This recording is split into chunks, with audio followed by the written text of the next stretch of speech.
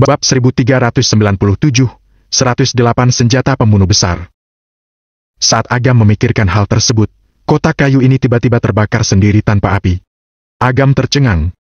Situasi apa lagi ini? Apa kamu ingin aku membantumu mencegah panggilan penipuan dan menanyakan situasinya? Kata Taufik dengan asal. Saat Agam ingin memarahinya, Taufik berteriak. Agam berbalik, aura tidak terlihat dan tidak berwarna menuju ke arahnya, lalu langsung memasuki tubuhnya. Ekspresi wajah Agam berubah drastis. Dia kembali tenang dan mengerahkan seluruh energi di tubuhnya. Dia dengan cepat menemukan gumpalan penyusup ini di pembuluh jantungnya. Ketika Agam ingin mengendalikannya dan memaksanya keluar dari tubuhnya, dia sedikit kewalahan. Kekuatan pahala tidak bisa menggoyahkannya. Pemahaman Agam tentang energi iblis acak berasal dari dunia bawah. Namun, bahkan di neraka tingkatan paling bawah, tidak ada energi murni acak. Jadi, tentu saja dia tidak tahu energi apa itu. Setelah mundar-mandir cukup lama, Agam agak kesal. Setelah memikirkannya dengan cermat, Agam menyadari bahwa energi itu tidak jahat. Energi itu hanya diam-diam ditangguhkan, tidak rewel, dan tenang seperti bayi yang baik. Pada akhirnya dia tidak punya pilihan selain berhenti sementara. Ketika dia membuka matanya, dia melihat Taufik berjarak 10 meter darinya. Agam mengutuk dengan marah. Mengapa kamu begitu jauh dariku? Apa kamu takut aku akan menyerangmu? Aku takut kamu akan dibawa pergi, jadi aku harus menjauh darimu. Mendengar nada suara Agam, Taufik tahu bahwa tidak ada yang aneh, jadi dia merasa lega. Kamu, kurasa aku perlu bicara dengan bibiku. Kamu tidak bisa diandalkan di saat genting. Kamu harus terus menjadi bujangan. Kamu harus melupakan bibiku. Taufik berkata dengan kesal.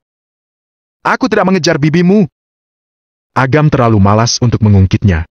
Bagi Taufik yang seorang pria perkasa, lebih sulit baginya untuk mengakui bahwa dia memiliki hubungan cinta daripada memotong gunung Tampi dengan cangkul. Agam berbalik melihat peti mati perunggu. Keempat dindingnya terukir formasi yang sangat rumit, tetapi dia tidak menemukan sesuatu yang baru. Agam menjauhi peti mati perunggu, Taufik melihat peti mati kayu lainnya dan berkata, Mahaguru Wirya berkata kalau alu penakluk iblis milik Biksu Kasapa berada di peti mati kayu, tetapi dia tidak mengatakan yang mana. Bagaimana bisa menemukannya? Lalu, bagaimana? Tentu saja kita mencarinya satu persatu. Untuk melindungi Citra dan Delia, Biksu Ananda kehilangan piring kebajikan abadi. Dia tentu saja harus menebusnya. Agam mendekati peti mati kayu. Belajar dari kejadian sebelumnya, Agam menyiapkan lapisan pertahanan sebelum perlahan membuka peti mati. Yang ada di dalamnya bukanlah mayat, melainkan sebuah parang berlumuran darah. Permukaan parang itu berkarat, tetapi masih tetap memancarkan energi kematian. Ini parang yang bagus. Taufik mengambil parang itu. Meskipun memancarkan energi kematian, Taufik makin menyukainya dan tidak bisa meletakkannya. Agam memanggil pisau pembunuh dewa dan menebas parang dengan keras. Percikan api keluar dan mengejutkan Taufik. Darah berlumuran di permukaan parang, menghilangkan sebagian besar kekuatannya, tetapi tidak lecet sedikit pun di permukaannya. Itu memang parang yang bagus. Agam sangat memujanya. Meskipun dia belum menggunakan kekuatan pisau pembunuh dewa barusan, dalam hal kejahatan dan energi kematian yang diberikannya, parang ini pasti senjata pembunuh besar yang langka dan kuat. Agam merenung sejenak kemudian membuka peti mati lainnya. Di dalamnya terdapat sepasang cincin. Permukaan sepasang cincin itu berkarat, darah meresap ke dalam cincin. Warnanya mengendap dan menghitam. Senjata pembunuh besar lainnya. Taufik mengambilnya dan menimbangnya. Aku tahu. Agam menghela napas dan berkata, berdasarkan informasi yang aku pelajari tentang fragmen sebelumnya, peti mati ini harus dibentuk dari 108 ahli sekte kebajikan, 36 langit perkasa, 72 Davlian. Senjata pembunuh ini 108 senjata ahli. Agam dengan cepat membuka semua tutup peti mati lainnya dan memperlihatkan berbagai macam senjata di dalamnya. Ada pisau, senjata, belati, dan kipas besi. Berbagai jenis senjata bervariasi. Dalam hal kejahatan, setiap senjata adalah pilihan terbaik. Mungkin tidak sebagus harta karun, tetapi lamanya dan bahan khusus, termasuk kondensasi energi kematian, menjadikan mereka senjata pembunuh besar yang tidak kalah dari harta karun. Luar biasa! Taufik menarik napas dalam-dalam dan matanya berbinar gembira. Dengan 108 senjata ini, kamu dapat membentuk tim prajurit elite. Bayangan adegan 108 prajurit elite terlatih menyerbu musuh dengan menggunakan senjata-senjata ini.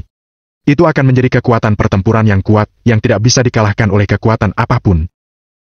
Aku tiba-tiba terpikirkan, Apa senjata-senjata ini berkaitan dengan 108 pahlawan Gunung Langgan? Taufik tiba-tiba bertanya. Kamu menebak dengan baik, mereka pernah menggunakannya, tetapi tidak berhasil. Intinya berhubungan dengan sekte kebajikan. Agam tersenyum. Dahulu kala, 108 pahlawan Gunung Langgan mengandalkan 108 senjata pembunuh besar ini untuk menduduki satu wilayah dan berperang melawan istana kekaisaran. Itu menjadi cerita yang bagus. Kekuatan 108 pahlawan itu lemah dan mereka mengandalkan senjata pembunuh ini.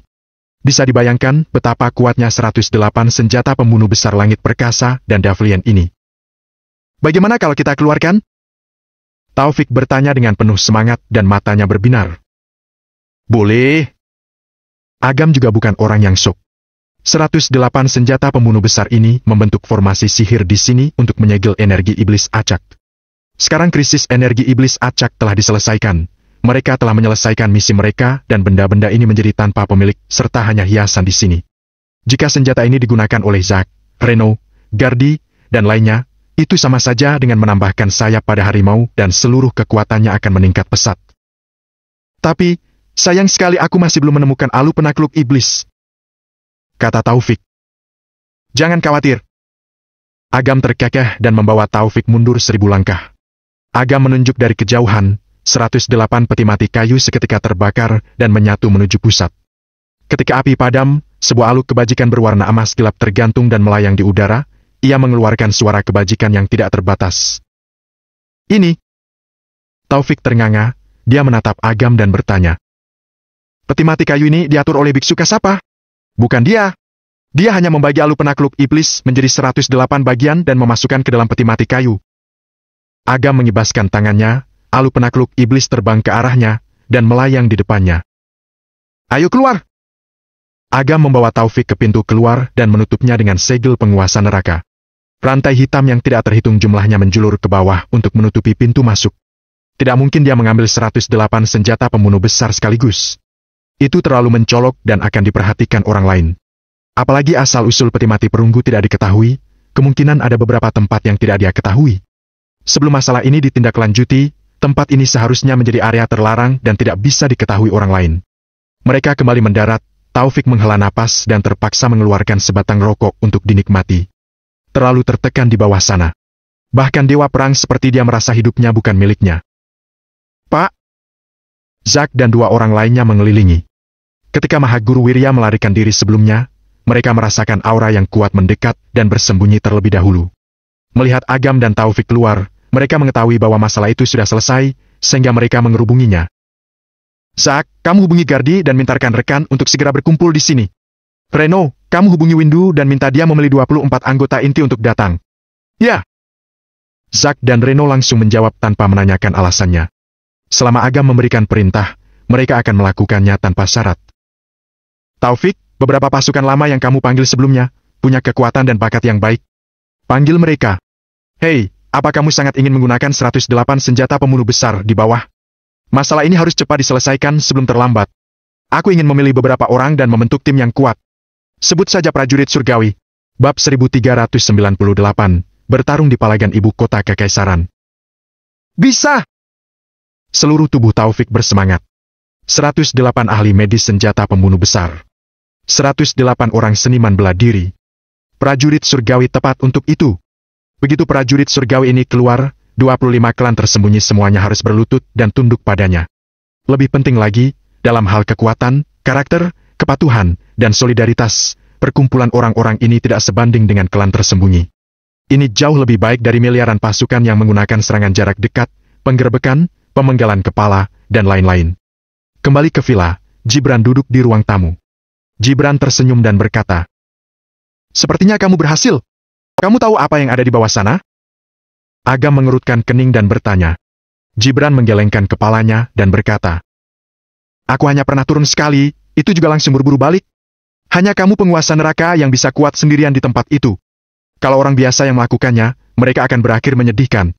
Ketika aku pergi ke sana, Wirya sudah lama menunggu di sana. Apa dia sejak awal sudah memperhatikan tempat itu?" Agam duduk di seberangnya dan berkata, "Bukan hanya dia, banyak juga orang yang memperhatikan tempat itu. Tapi, mereka tidak dapat melakukan apapun dengan energi iblis acak dan rantai pengikat jiwa neraka." Pada saat itu, Gibran bertanya dengan suara pelan. Apa kamu membuka peti mati perunggu itu? Ya, dia yang membukanya, kebetulan aku yang mengambil keuntungan. Agam mengangguk perlahan.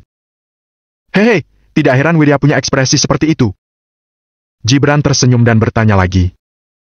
Ada kotak kayu kecil di dalam peti mati itu. Apa kamu berhasil mendapatkannya? Agam merasa sedikit waspada dan tidak menjawab pertanyaan itu. Gibran berkata, selain roh naga, hal yang paling berharga di dalam peti itu adalah sebuah kotak kayu kecil. Kalau kamu mendapatkannya, itu akan sangat menguntungkanmu. Agam tidak ingin membicarakan hal ini dengan Gibran, dia bertanya. Masalah dengan orang itu bagaimana? Sebelum tengah malam nanti, kamu harus memberiku jawaban. Nah, itu dia sasaranku. Gibran berkata. Kekuatan Hinata telah meningkat pesat. Sekarang dia telah mencapai alam kemuliaan tingkat 7. Meskipun dia berada di alam kemuliaan tingkat 8, aku masih ingin membunuhnya. Kata Agam dengan cuek. Gibran tidak terkejut dan melanjutkan. Aku sudah mengadakan pertemuan dengan para tetua. Sudah waktunya untuk menyelesaikan masalah antara kamu dengan Hinata. Hal ini supaya masalahnya tidak makin melebar hingga dapat memengaruhi kesatuan internal maupun eksternal. 3 hari lagi kamu akan bertanding melawan Hinata di pinggiran ibu kota. Oke. Agam mengabaikan separuh perkataan Gibran. Dia hanya mendengarkan tentang 3 hari lagi dia akan bertarung dengan Hinata. Pada periode waktu ini, dia bisa mempelajari roh naga dan aura mistik di dalam kotak kayu itu. Zack, antar para tamu. Agam bangkit dan naik ke atas. Di lantai atas, Agam bertemu Biksu Ananda. Ini. Ketika Biksu Ananda melihat alu penakluk iblis, seluruh tubuhnya lemas. Palsu? Agam bertanya. Tidak, ini asli. Ini adalah alu penakluk iblis sungguhan. Sebelum masterku meninggal, aku melihatnya memegangnya setiap hari. Tidak mungkin aku salah menilai. Biksu Ananda berkata dengan penuh semangat. Betapa emosionalnya dia melihat kembali benda lama. Tersegel beberapa saja kebajikan di alu penakluk iblis. Kalau kamu memahaminya dengan baik, kekuatanmu mungkin akan melonjak. Kata Agam sambil tertawa. Biksu Ananda mengangguk dengan sungguh-sungguh. Hubungan pertemanannya sudah sangat dekat dengan Agam, sehingga tidak perlu lagi mengucapkan kata terima kasih. Setelah mendapatkan alu penakluk iblis, dia mengurung diri di rumah. Biksu Kasapa meninggalkan 3 alat sihir.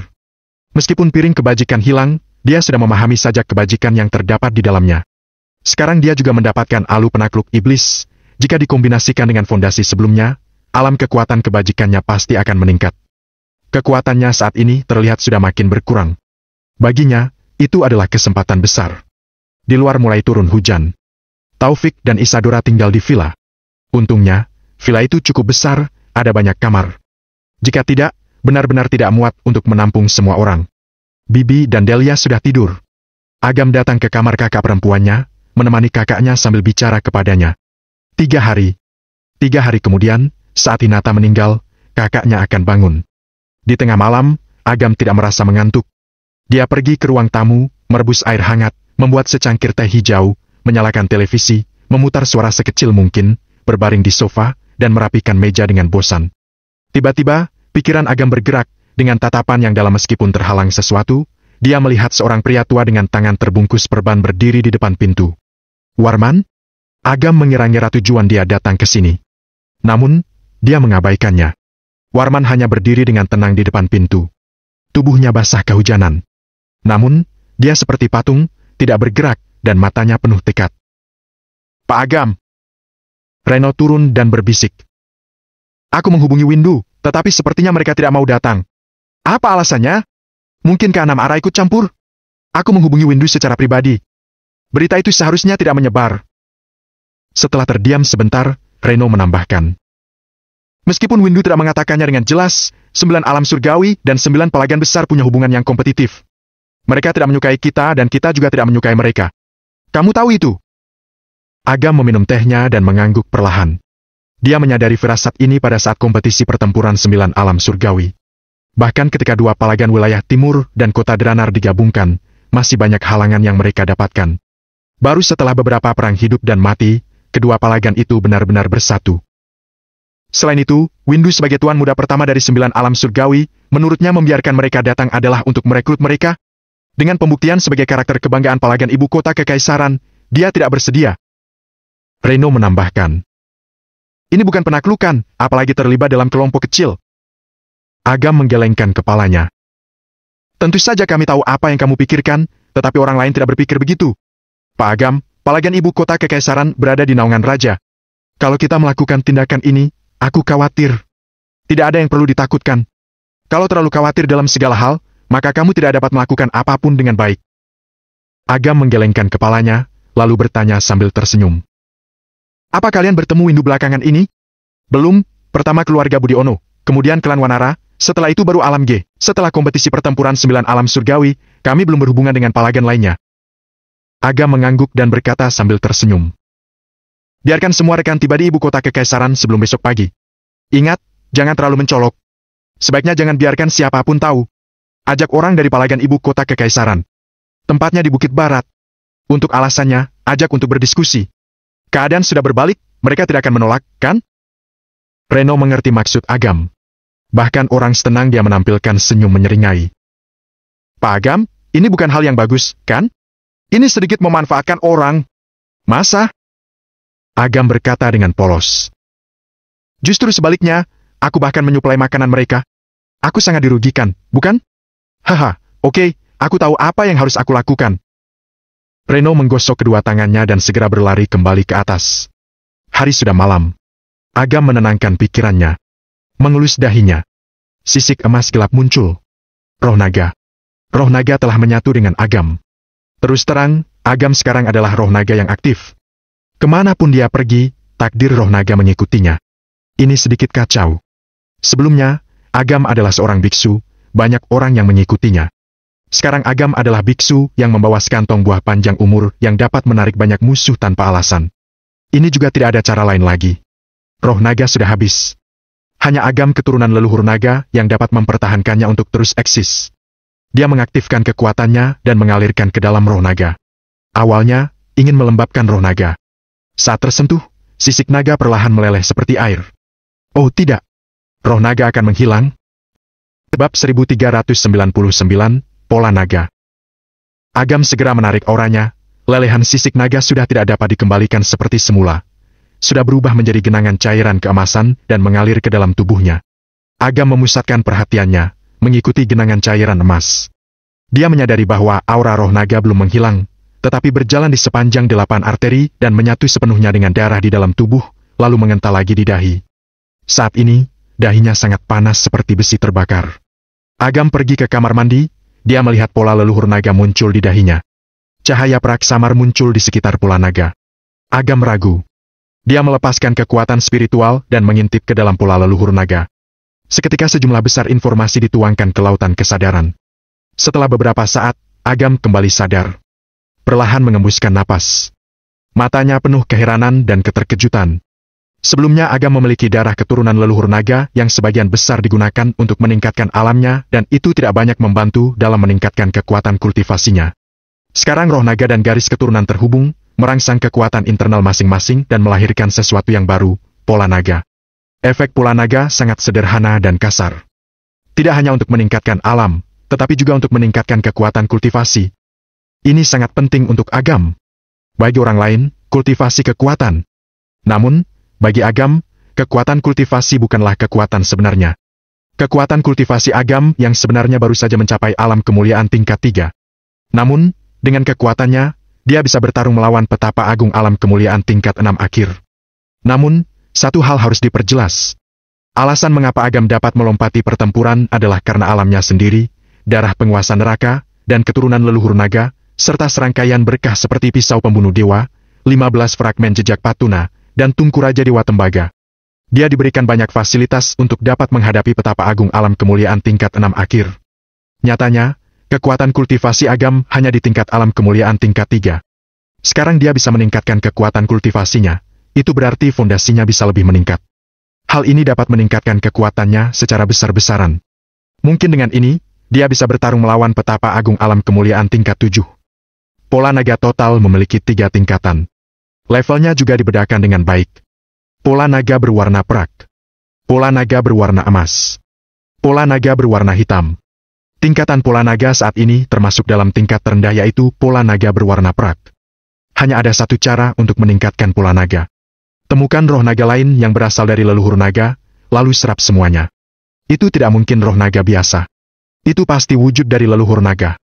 Kondisi ini terlalu berat. Agam menghela napas. Setelah itu, dia juga merasa sedikit tidak puas.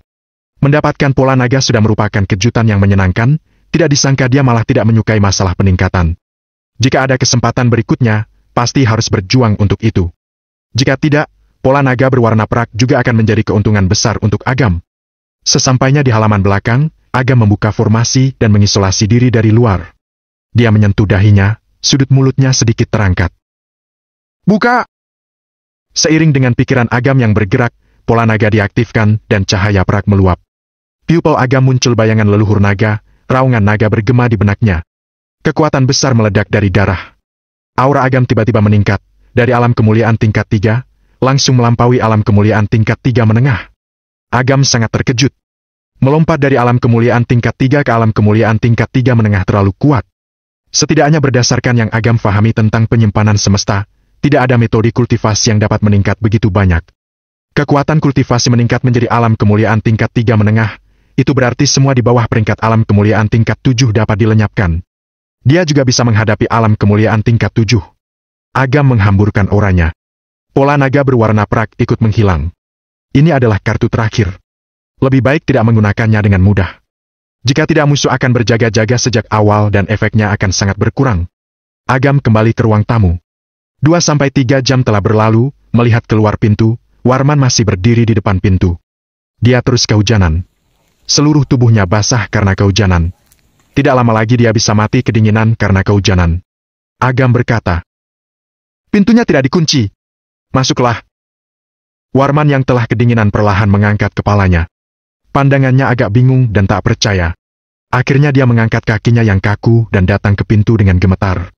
Dia menempelkan lengannya ke pintu yang dibiarkan tidak terkunci. Dia merasakan kehangatan.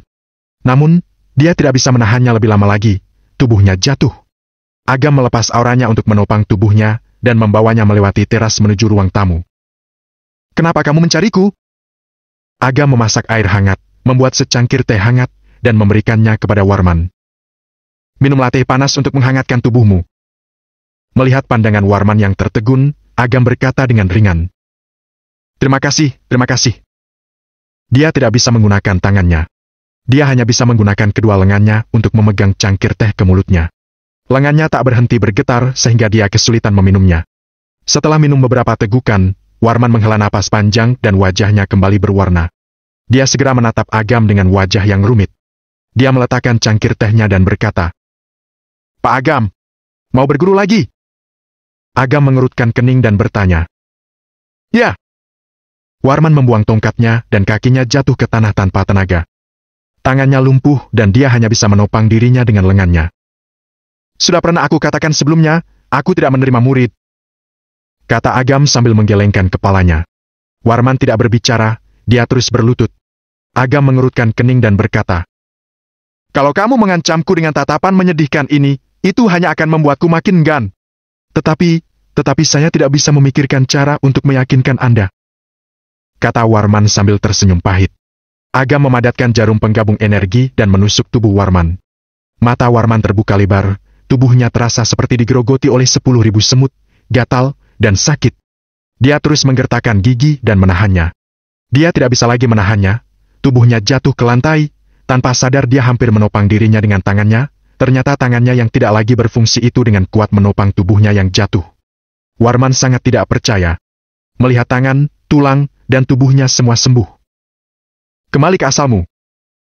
Agam melambaikan tangannya.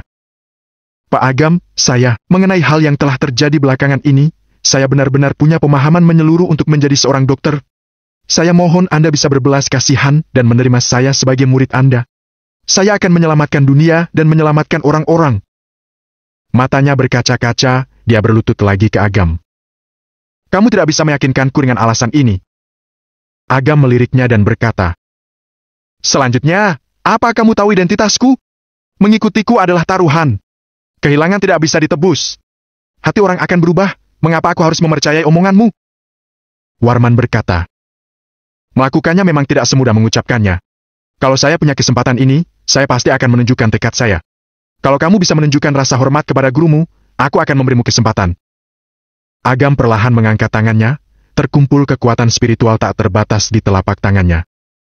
Lewati alam mimpi 10 kehidupan, kalau kamu masih bisa memegang teguh niat awalmu, maka kita bicarakan sisanya. Aku peringatkan, ketika kamu berada dalam alam mimpi, kamu tidak tahu kalau itu adalah mimpi. Kemungkinan besar kamu akan hancur dalam alam mimpi dan tidak pernah kembali. Warman tahu kemampuan Agam. Hal yang Agam katakan tersebut bukan untuk menakutinya. Dia bahkan tidak mengerti kehidupan ini, bagaimana dia bisa menahan ujian 10 kehidupan? Namun, dia sudah mengambil keputusan dan tidak lagi ragu-ragu. Dia menggertakkan gigi dan berkata, "Mari kita mulai." Agam mengangguk perlahan, mengangkat tangannya, dan menekan Warman. Kekuatan spiritual menelan Warman dalam sekejap. Tatapan mata Warman seketika menjadi kosong. Agam meminum tehnya dan menunggu Warman terbangun. Keesokan paginya, Agam membuat sarapan dan memanggil Isadora, bibinya, dan Delia untuk bangun dan makan.